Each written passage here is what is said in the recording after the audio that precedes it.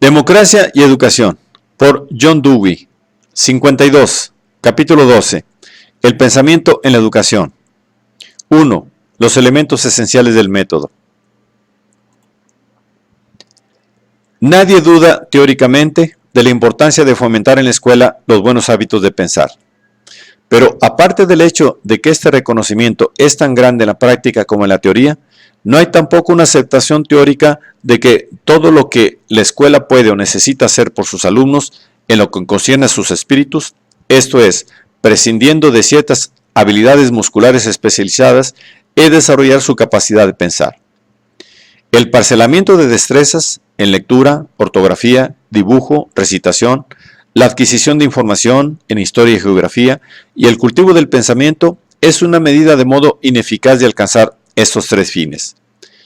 El pensar que no está conexionado con el aumento de la eficacia en la acción y con un mayor saber sobre nosotros mismos y el mundo en que vivimos es algo cuya materia es justamente como si fuera pensada. Véase página 130. Y la capacidad obtenida, aparte del pensar, no está conexionada con ningún sentido del propósito para el cual ha de utilizarse. Consiguientemente, deja al hombre a merced de sus hábitos rutinarios y del control autoritario de los demás, que saben lo que tienen entre manos y que no son particularmente escrupulosos en cuanto a sus medios de realización. En la información separada de la acción reflexiva es algo muerto, una carga que aplasta al espíritu. Como aquella, simula el conocimiento y con ello desarrolla el veneno de la vanidad. Constituye el obstáculo más poderoso para continuar desarrollando la gracia de la inteligencia. La única senda directa a la mejora permanente en los métodos de instrucción y aprendizaje consiste en concentrarse sobre las condiciones que exigen, promueven y comprueben el pensar. El pensamiento es el método del aprender que emplea y recompensa el espíritu. Hablamos bastante legítimamente del método de pensar. Pero lo importante que hay que tener en cuenta sobre el método es que el pensar es el método de la experiencia inteligente en el curso que ella toma. 1. La etapa inicial de aquella experiencia en desarrollo, que se llama pensamiento, es la experiencia. Esta observación puede parecer un lugar común tonto. Debiera serlo así, pero desgraciadamente no lo es. Por el contrario, se considera frecuentemente al pensamiento, lo mismo en la teoría filosófica que en la práctica educativa, como algo separado de la experiencia y capaz de ser cultivado aisladamente. En realidad, las limitaciones inherentes de la experiencia se presentan frecuentemente como fundamento suficiente para prestar atención al pensar. Se piensa entonces a la experiencia como confinada a los sentidos y a los apetitos, a un mundo material, en tanto que el pensamiento procede de una facultad superior, la razón, y se ocupa de cosas espirituales o al menos literarias. Así se establece a veces una radical distinción entre las matemáticas puras, como una materia de pensamiento particularmente apta, puesto que nada tienen que hacer con existencias físicas, y las matemáticas aplicadas, que tienen un valor utilitario, pero no mental.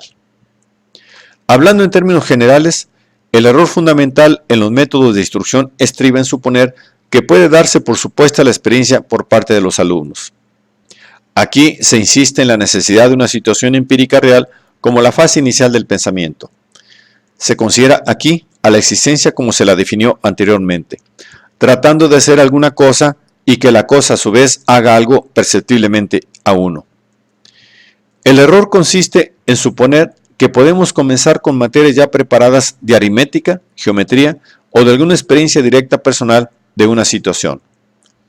Aún las técnicas de Kindergarten y Montessori desean tanto lograr distinciones intelectuales sin pérdida de tiempo que tienden a ignorar o a reducir el inmediato y tosco manejo del material familiar de la experiencia y a introducir inmediatamente a los alumnos en el material que expresa las distinciones intelectuales que han establecido los adultos. Pero el primer estadio del contacto con todo material nuevo, en cualquier estadio de la madurez, debe ser inevitablemente del tipo de ensayo y error. Un individuo tiene que ensayar realmente, en el juego o en el trabajo, algo con el material, desarrollando su propia actividad impulsiva y después de observar la interacción de su energía y la del material empleado. Esto es lo que ocurre cuando un niño comienza a construir con bloques y es también lo que ocurre cuando un hombre de ciencia comienza su laboratorio a experimentar con objetos no familiares. De aquí que la primera aproximación a toda materia en la escuela, si se trata de desertar el pensamiento y no de adquirir palabras, debe ser lo más antiescolástica posible.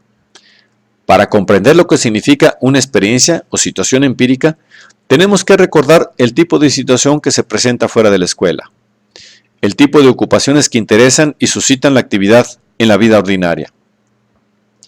Y una revisión cuidadosa de los métodos que tienen un éxito permanente en la educación formal, sea en la aritmética o en el aprender a leer, o en el estudio de la geografía o en el aprendizaje de la física o de una lengua extranjera, revelará que dependen para su eficacia del hecho de que vuelvan al tipo de situación que produce reflexión en la vida ordinaria fuera de la escuela. Aquel da a los alumnos algo que hacer, no algo que aprender. Y el hacer es de tal naturaleza que exige pensamiento a la observación intencional de conexiones. El aprender se produce naturalmente. Que la situación sea de tal naturaleza que suscite el pensamiento, significa desde luego que debe sugerir algo que hacer que no es rutinario ni caprichoso. Algo, en otras palabras, que presente lo que es nuevo y por tanto incierto y problemático. Y sin embargo, suficientemente conexionado con los hábitos existentes para despertar una respuesta eficaz. Una respuesta eficaz significa que produce un resultado perceptible, a diferencia de una actividad puramente azarosa en la que las consecuencias no pueden conectarse mentalmente con lo que se hace. La pregunta más importante que puede dirigirse, por tanto, respecto a una situación o experiencia propuesta para inducir al aprender es sobre la cualidad del problema que supone. A primera vista, podría parecer como si los métodos escolares ordinarios respondiesen bien a la norma aquí establecida. El señalamiento de problemas, el planteamiento de cuestiones, la asignación de tareas, el aumento de las dificultades, constituye una gran parte de la labor escolar. Pero es indispensable distinguir entre los problemas auténticos y los simulados o artificiales. Las cuestiones siguientes pueden ayudar a realizar tal distinción. Inciso A. ¿Hay algo que sea un problema? ¿Surge la cuestión naturalmente dentro de alguna situación de experiencia personal? ¿O es una cosa aislada, un problema solamente para los propósitos de proporcionar instrucción de algún tema escolar? ¿Es la clase de ensayo que suscita observación y provoca experimentación fuera de la escuela? Inciso B. ¿Es un problema propio del alumno o es un problema del maestro o del libro de texto? Constituido un problema para el alumno solo porque no podrá adquirir la calificación requerida o ser promovido o ganar la aprobación del maestro si no lo resuelve? Evidentemente, estas dos cuestiones se superponen. Son dos modos de llegar al mismo punto. Es la experiencia una cosa personal de tal naturaleza que por sí mismo estimula y dirige la observación de las conexiones comprendidas y lleva a la inferencia y a su comprobación? ¿O es impuesta desde afuera y el problema del alumno consiste simplemente en satisfacer las exigencias externas? Tales cuestiones pueden dar un motivo para decidir acerca de la extensión en que las prácticas corrientes se adaptan para desarrollar los hábitos reflexivos. El equipo y la organización física de la sala de clases medias son hostiles a la existencia de situaciones reales de experiencia. ¿Qué hay ahí semejante a las condiciones de la vida cotidiana que provoque dificultades? Casi todo el testimonio de la gran prima asignada al escuchar, leer y reproducir lo que se dice y se lee. Apenas es posible exagerar el contraste existente entre tales condiciones y la situación de contacto activo con cosas y personas en el hogar, en el campo de juego y en el cumplimiento de las responsabilidades ordinarias de la vida. Gran parte de ello no es ni comparable con las cuestiones que pueden surgir en el espíritu de un niño o una niña al conversar con otros o al leer libros fuera de la escuela. Nadie ha explicado aún por qué los niños están tan llenos de preguntas fuera de la escuela, de tal modo que llegan a abrumar a las personas mayores si reciben algún estímulo, y su sorprendente ausencia de curiosidad sobre las materias de las lecciones escolares.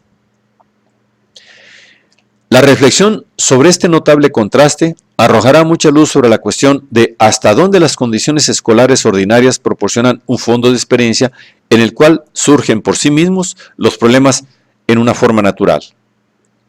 Ningún perfeccionamiento en la técnica personal del docente remediará plenamente este estado de cosas. Tiene que haber más material real, más objetos, más aparatos y más oportunidades para hacer cosas antes de que pueda salvarse el abismo. Y cuando los niños están dedicados a hacer cosas y discutir lo que surge en el curso de hacerlas, se ha encontrado, aún con modos de instrucción relativamente indiferentes, que las investigaciones de los niños son espontáneas y numerosas y las propuestas de solución ingeniosas y variadas. Como consecuencia de la falta de materiales y ocupaciones que produzcan problemas reales, los problemas de los alumnos no son suyos, o más bien son suyos solo como alumnos, no como seres humanos. De aquí la lamentable pérdida que supone lograr la competencia que se obtiene al tratar los asuntos de la vida fuera de la sala de clase. Un alumno tiene un problema, pero es el problema de satisfacer las exigencias peculiares puestas por el maestro. Su problema llega a ser el de descubrir lo que el maestro quiere, lo que satisfaga al maestro en la repetición y el examen o en las tareas extraescolares. La relación con la materia ya no es directa. Las ocasiones y el material del pensamiento no se encuentran en la aritmética o en la historia o en la geografía mismas, sino en adaptar hábilmente ese material a las exigencias del maestro. El alumno estudia, pero inconscientemente los objetos de su estudio son las convenciones y normas del sistema y de la autoridad escolares, no los estudios nominales. El pensamiento así evocado es artificialmente unilateral en el mejor caso. En el caso peor, el problema del alumno no es cómo satisfacer los requisitos de la vida escolar, sino cómo aparentar que los satisface, cómo acercarse a ellos lo suficiente para satisfacerlos sin una cantidad innecesaria de fricción. El tipo de juicio formado con estos expedientes no constituye una deseable adición al carácter. Si estas afirmaciones ofrecen un cuadro demasiado recargado de tintas de los métodos escolares usuales, la exageración puede al menos servir para ilustrar este punto. La necesidad de ocupaciones activas que suponen el uso de materiales para realizar propósitos, si ha de haber situaciones que engendren normalmente problemas que ocasionen una indagación reflexiva. 2. Debemos tener a nuestra disposición datos para proporcionar las consideraciones requeridas al tratar la dificultad concreta que se ha presentado. Los maestros, siguiendo un método de desarrollo, dicen a los niños que piensen cosas por sí mismos, como si ellos pudieran sacarlas de sus cabezas. El material del pensar no son los pensamientos, sino las acciones, los hechos, los sucesos y las relaciones de las cosas. En otras palabras, para pensar eficazmente debemos haber tenido, o tener ahora, experiencias que nos ofrezcan recursos para vencer la dificultad que se presenta. Una dificultad es un estímulo indispensable para pensar, pero no todas las dificultades provocan pensamiento. Algunas veces abruman, oprimen y desaniman. La situación de perplejidad tiene que ser bastante parecida a las situaciones que ya se han encontrado, para que los alumnos tengan algún control sobre los medios de resolverla. Una gran parte del arte de la instrucción consiste en hacer la dificultad de los nuevos problemas lo bastante amplia para provocar el pensamiento y lo bastante pequeña para que, en medio de la confusión que produzcan naturalmente los nuevos elementos, haya puntos luminosos familiares de los que puedan brotar sugestiones útiles. En cierto sentido, es indiferente determinar los medios psicológicos por los cuales se ofrece la materia de reflexión. La memoria, la observación, la lectura y la comunicación son todos caminos para lograr datos.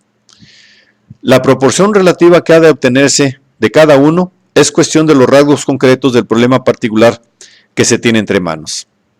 Es absurdo insistir sobre la observación de los objetos presentados a los sentidos si el alumno está ya tan familiarizado con ellos que puede recordar los hechos independientemente. Es posible producir una dependencia indebida y paralizadora respecto a las representaciones sensibles.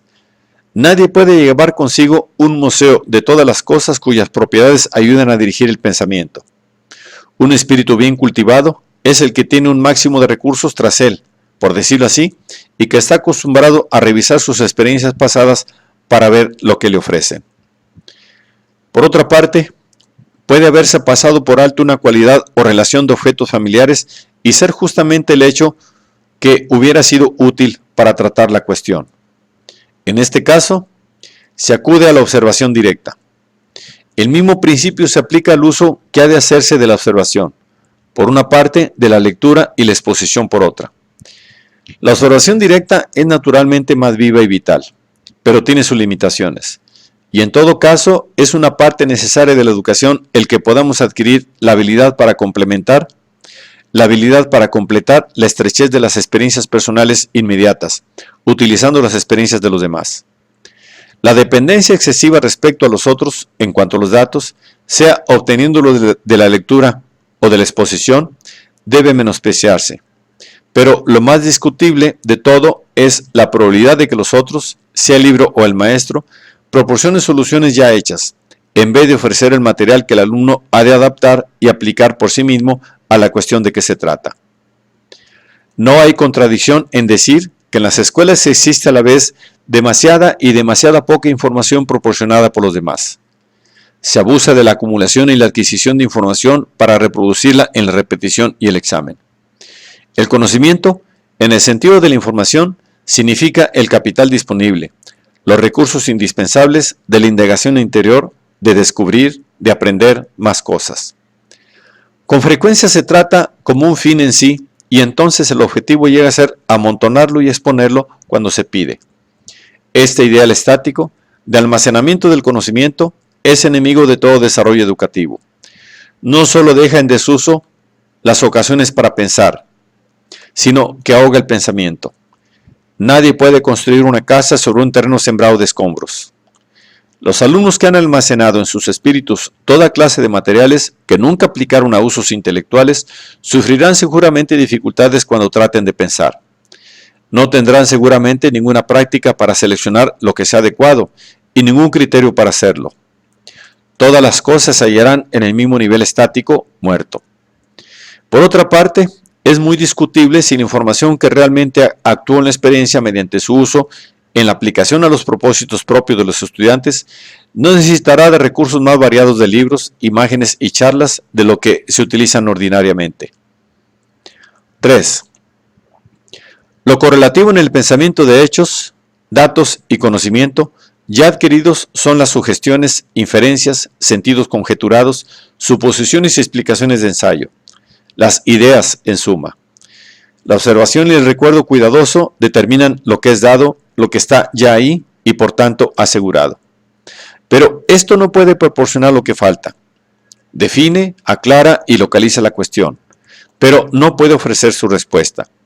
La proyección, la invención, el ingenio sirven para ese propósito.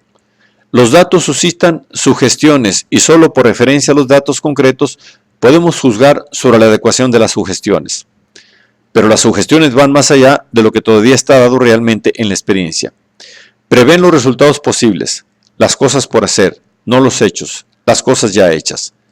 La inferencia es siempre una invasión de lo desconocido, un salto desde lo conocido.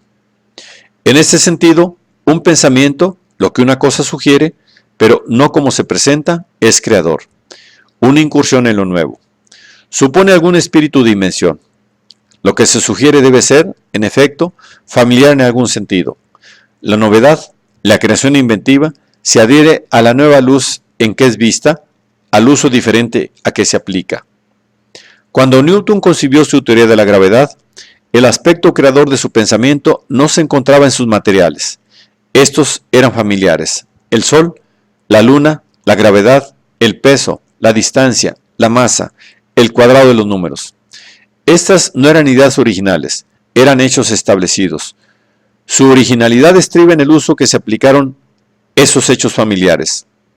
Su originalidad estriba en el uso a que se aplicaron esos hechos familiares, introduciéndolos en una estructura no familiar. Lo mismo ocurre con todo descubrimiento científico importante, con toda gran invención, con toda producción artística admirable.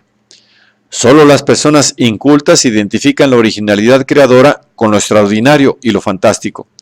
Otros reconocen que su medida está en aplicar las cosas cotidianas a usos que no se habían ocurrido a los demás. La operación es lo nuevo, no los materiales de que está construido.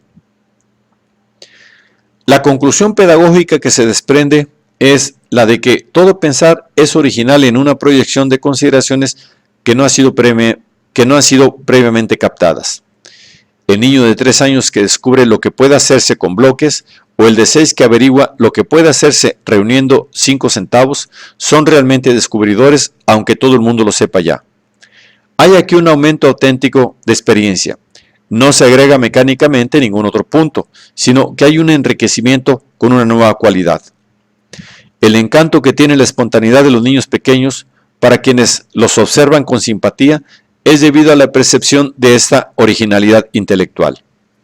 El goce que los niños mismos experimenten en el goce de la construcción intelectual, de la creatividad, si podemos emplear esta palabra sin malas interpretaciones. La moral pedagógica que pretendo principalmente obtener no es, sin embargo, que los maestros encuentren menos abrumadora y forzada su propia labor si las condiciones escolares favorecen el aprender en el sentido del descubrimiento y no en el del almacenamiento de lo que otros colocan en ellos.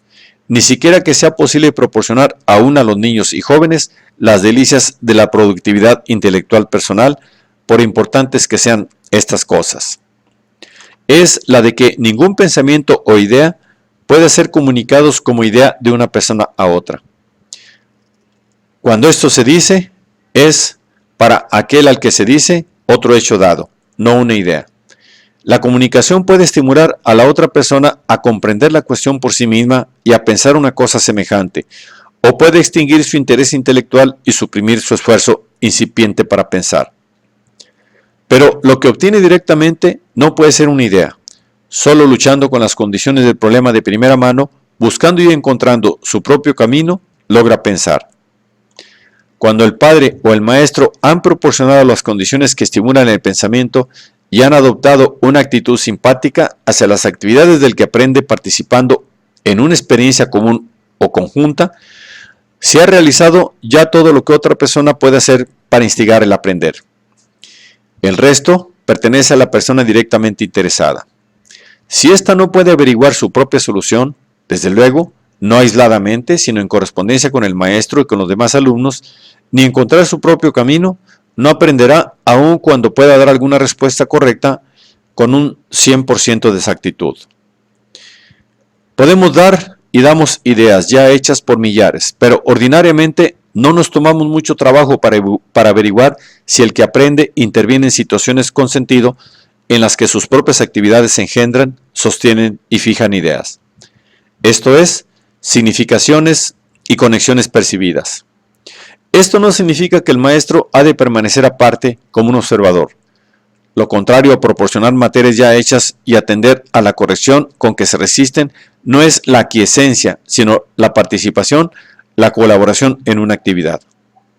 En tal actividad compartida, el maestro es un aprendiz y el aprendiz es, sin saberlo, un maestro. Y en conjunto, cuanta menos conciencia se tenga, por una y otra parte, de dar o recibir instrucción, será tanto mejor. 4. Las ideas. Como hemos visto, sean humildes conjeturas o teorías dignificadas, son anticipaciones de soluciones posibles. Son anticipaciones de alguna continuidad o conexión de una actividad y una consecuencia que no se ha mostrado aún. Son comprobadas, pues, por la operación de actuar sobre ellas. Son para guiar y organizar ulteriores observaciones, recuerdos y experimentos. Son intermediarios en el aprender, no finales. Todos los pedagogos reformadores, como hemos tenido oportunidad de observar, son dados a atacar la pasividad de la educación tradicional. Se han opuesto a la idea de llenar desde fuera y de absorber como una esponja. Han atacado el taladrar el material como una roca dura y resistente. Pero no es fácil lograr las condiciones que identifiquen la consecución de una idea con el hecho de tener una experiencia que amplíe y haga más preciso nuestro contacto con el ambiente. La actividad, incluso la autoactividad, se considera con demasiada facilidad como algo meramente mental, encerrado en la cabeza o que encuentra su expresión según mediante los órganos vocales. Aun cuando la necesidad de aplicar las ideas obtenidas en el estudio es reconocida por todos los métodos más satisfactorios de instrucción, se trata a veces a los ejercicios de aplicación como recursos para fijar lo que ya se ha aprendido y para obtener en su manipulación mayor habilidad práctica. Estos resultados son auténticos y no deben ser menospreciados. pero la práctica en la aplicación de lo que ya se ha ganado en el estudio deberá tener primariamente una cualidad intelectual. Como ya hemos visto, los pensamientos, precisamente como pensamientos, son incompletos. En el caso mejor, son como tentativas, como sugestiones, indicaciones. Son puntos de vista y métodos para tratar las situaciones de la experiencia. Hasta que se aplican a estas situaciones, carecen de pleno sentido y realidad. Solo la aplicación los comprueba y solo la comprobación les confiere pleno significado y un sentido de su realidad. A falta de uso, tienden a segregar un mundo peculiar para sí mismos. Puede discutirse seriamente si las filosofías a que nos hemos referido en la sección 2 del capítulo 10, que aíslan al espíritu y lo ponen al mundo, no tuvieron su origen en el hecho de que la clase reflexiva o teórica de hombres elaboraron un gran caudal de ideas que las condiciones sociales no les permitieron realizar y comprobar.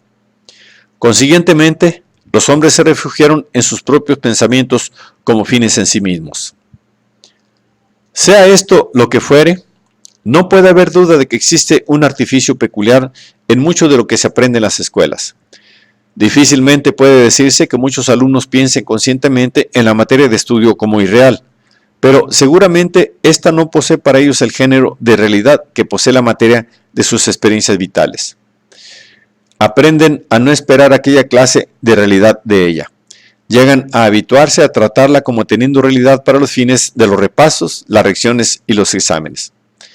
Que permanezca inerte para las experiencias de la vida cotidiana es más o menos indiferente.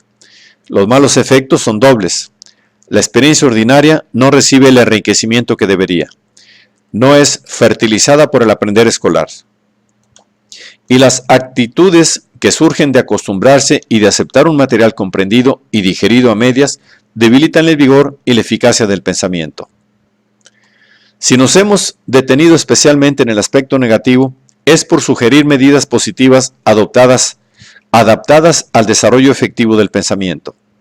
Cuando las escuelas están equipadas con laboratorios, talleres y jardines, y se utilizan ampliamente las representaciones dramáticas, los juegos y los deportes, existen oportunidades para reproducir situaciones de la vida y para adquirir y aplicar la información y las ideas a la realización de experiencias progresivas. Las ideas no se separan, no forman una isla aislada, animan y enriquecen el transcurso ordinario de la vida. La información es vitalizada por su función, por el lugar que ocupa al dirigir la acción. La frase "existen oportunidades" se empleó intencionalmente. Podemos no aprovecharlas. Es posible emplear las actividades manuales y constructivas de un modo físico como medios para lograr justamente la destreza corporal. Pueden utilizarse casi exclusivamente para fines utilitarios, es decir, pecuniarios. Pero la disposición de los defensores de la educación cultural a suponer que todas esas actividades son meramente de cualidad física o profesional es un producto de las filosofías que aíslan el espíritu del curso de la experiencia y, por tanto, de la acción sobre y con las cosas. Cuando se considera lo mental como un reino separado autocontenido, sufren un destino paralelo la actividad y los movimientos corporales.